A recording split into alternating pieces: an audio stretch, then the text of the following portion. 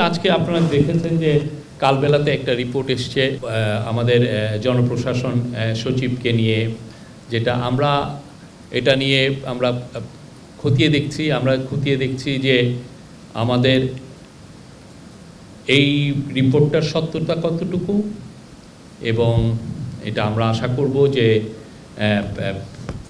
আমাদেরকে পত্রিকাগুলো যেভাবে রিপোর্ট করছেন সেই রিপোর্টের আলোকে আমরা বলতে পারি যে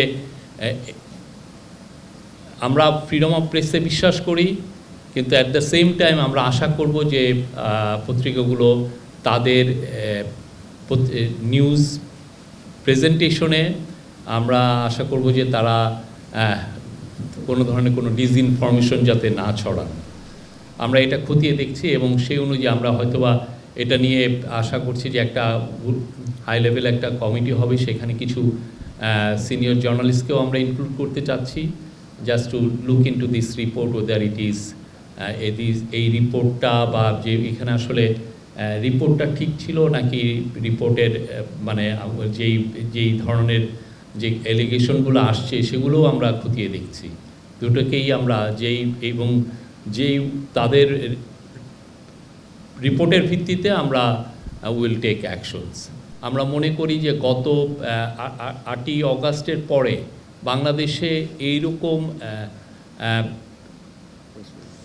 প্রেস ফ্রিডমের এর চেয়ে সুবর্ণ সময় আমার মনে হয় আসে নাই। তো আমরা আশা করছি যে সবাই রেসপন্সিবল জার্নালিজম করবেন,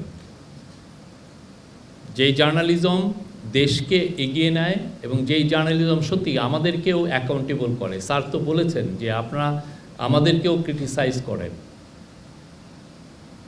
কিন্তু এমন যদি হয় যে কেউ ফেক নিউজ ছড়াচ্ছেন, অলরেডি আপনারা জানেন যে আগে ওনারা কালবেলার যে রিপোর্টে এসছে যে 3 কোটি টাকার যে রিপোর্টটা, এটা একটা ইনভেস্টিগেশন করে দেখা যাচ্ছে যে এই রিপোর্টটা ঠিক ছিল না।